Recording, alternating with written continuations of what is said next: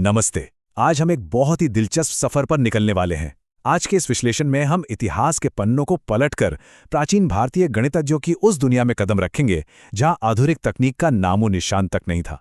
जरा सोचिए, बिना किसी कैलकुलेटर या आज के मॉडर्न फॉर्मूलों के उन विद्वानों ने गणित के सबसे जटिल सवालों को कैसे सुलझाया होगा। चलिए इसमें गहराई से उतरते हैं और ब्रह्मगुप्त और आर्यभट्ट जैसे दिग्गजों के उस टूल किट को अनबॉक्स करते हैं जिसने पूरी दुनिया को संख्याओं को देखने का एक बिल्कुल नया नजरिया दिया।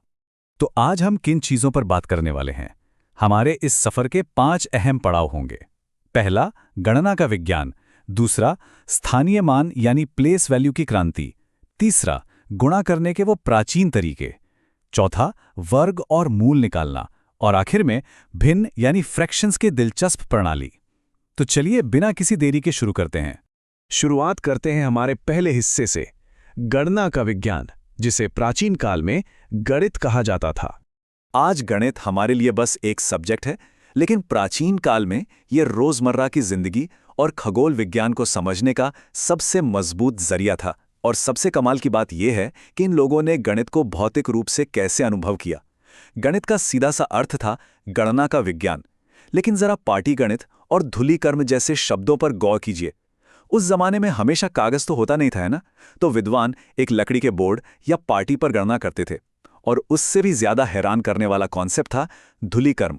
मतलब लिटरली जमीन पर या एक बोर्ड पर धूल बिछाई जाती थी और उंगलियों से उस धूल पर ब्रह्मांड के सबसे जटिल समीकरणों को सुलझाया जाता था। यह मैथ्स का एकदम जमीनी और रफ एंड टफ रूप था।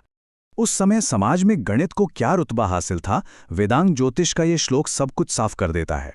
जिस प्रकार मोरों में शिखा और सांपों में मणि का स्थान सबसे ऊपर है, उसी प्रकार सभी वेदांग शास्त्रों में गणित का स्थान सर्वोच्च है। मतलब इसे सिर्फ एक विषय की तरह नहीं देखा जाता था। शुरुआती भारतीय साहित्य में इसे परम सत्य और ज्ञान के सबसे ऊंचे रूप की तरह पूजा जाता था। उस जमाने में एक गणितज्ञ होना अपने आप में बहुत बड़े सम्मान की बात थी। अब आते हैं हमारे दूसरे और शायद सबसे क्रांतिकारी हिस्से पर, स्थानीय मान यानी प्लेस वैल्यू की क्रांति। गणित के इस गहरे सम्मान के साथ अब हम मानव इतिहास की सबसे बड़ी बौद्धिक क्रांतियों में से एक की बात करते हैं, स्थानीय मान। ये एक ऐसा कॉन्सेप्ट है ना, जिसके बिना आज का हमारा कोई भी कंप्यूटर या साइंस काम ही नहीं कर सकता। जरा इस ऐतिहासिक टाइमलाइन पर नजर डालिए। 200 ईसा पूर्व में पिंगल के काम में शून्य के प्रतीक के संकेत मिलते हैं। फिर 499 ईस्वी में आर्यभट्ट प्रथम ने स्थानीय मान का शानदार तरीके से उपयोग किया। 628 ईस्वी में ब्रह्मगुप्त ने इसे और आगे बढ़ाया। 8वीं सदी आते आते यह ज्ञान बगदाद के खलीफा के दरबार तक पहुंचा और वहां से अरब दुनिया में फैल गया। लेकिन सबसे दिलचस्प बात क्या है? यूरोप की सामान्य पाठ्य पुस्तकों में यह प्रणाली 17वीं सदी में जाके शामिल हुई। ये इस बात का बहुत ही जबरदस्त सबूत है कि कैसे इन प्राचीन भारतीय गणितज्ञों ने दुनिया को एक ऐसा सिस्टम दिया जिसे पश्चिम को पूरी तरह अपनाने में सदियां लग गई। चलिए आगे बढ़ते हैं हमारे तीसरे टॉपिक पर, प्राचीन भारत में गुणा यानी मल्टीप्लिकेशन करने के क्या तरीके थे। आज हमारे लिए गुणा करना बहुत आसान लगता है, लेकिन धूल पर इसकी गणना करना वाकई एक कला थी। जब हम ब्रह्मगुप्त के ग्रंथ ब्रह्मस्फुट सिद्धांत को देखते हैं तो पता चलता है कि उन्होंने गणितीय कामों को 20 अलग अलग परिक्रम या लॉजिस्टिक्स में बांटा था। और इसमें सिर्फ बेसिक जोड़, घटाव, गुणा और भाग ही नहीं थे। इसमें वर्ग, वर्गमूल, घन और घनमूल जैसी बेहद एडवांस्ड कैलकुलेशंस भी शामिल थीं। 20 अलग अलग ऑपरेशंस। जरा सोचिए उनका गणितीय ढांचा उस समय कितना विस्तृत और एडवांस्ड रहा होगा।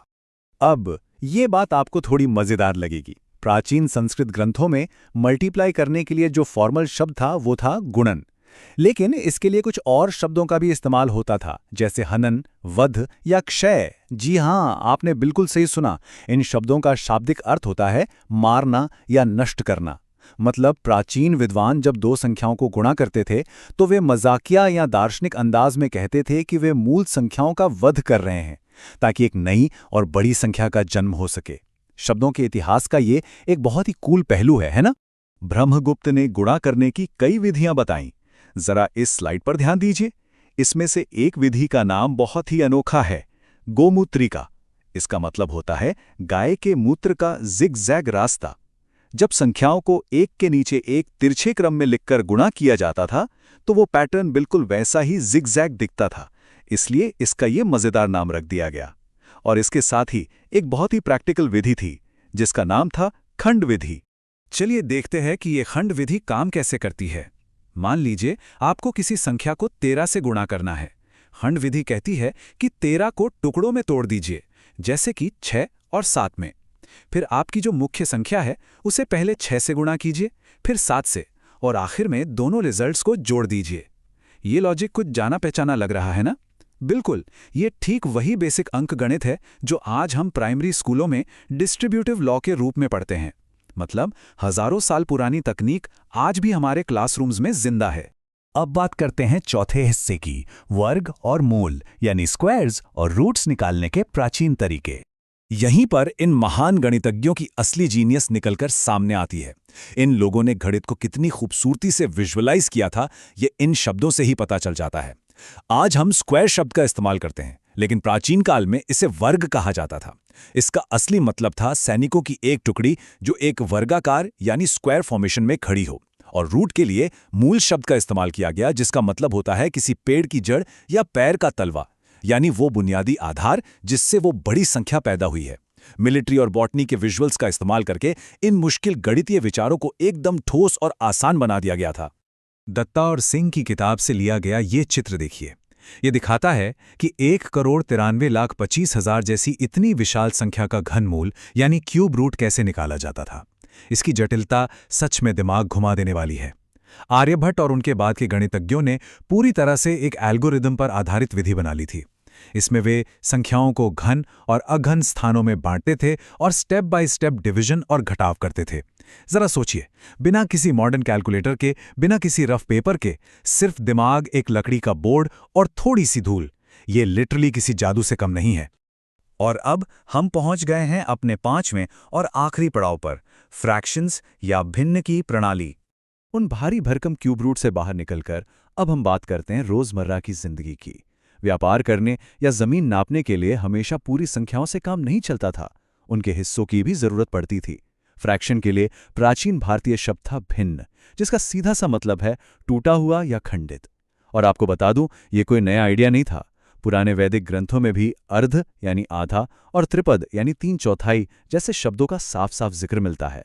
इसका मतलब है कि चीजों को हिस्सों में बांटने की यह समझ प्राचीन काल से ही हमारी जिंदगी का एक अहम हिस्सा रही है।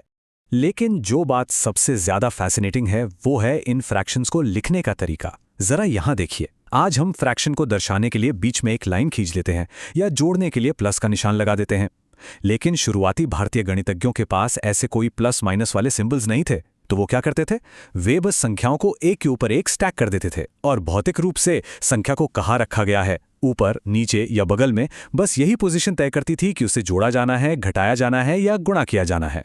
हालांकि इस कमाल के सिस्टम में एक छोटी सी पर बहुत ही अजीब खामी भी थी। क्योंकि उनके पास प्लस या माइनस जैसे कोई निशान नहीं थे, इसलिए दिखने में बिल्कुल एक जैसे लगने वाले विजुअल स्टैक के दो पूरी तरह से अलग मतलब हो सकते थे।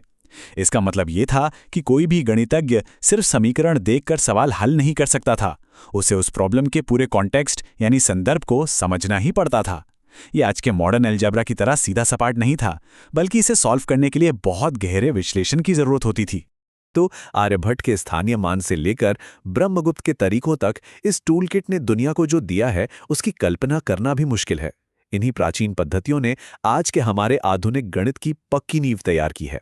अंत में ये सोचने वाली बात है ना, आज हम जो भी बेसिक मैथ्स पढ़ते हैं उसका कितना बड़ा हिस्सा महज उन जटिल गणनाओं की गूंज है जो हजारों साल पहले भारत में धूल पर की गई थी। अगली बार जब भी आप कोई साधारण सा गुणा या भाग करें तो याद रखिएगा कि आप उस महान विरासत का हिस्सा हैं जिसकी शुरुआत धूल पर खींची गई कुछ लकीरों से हुई थी। इस विश्लेषण में हमारे साथ जुड़ने के लिए आपका बहुत बहुत धन्यवाद।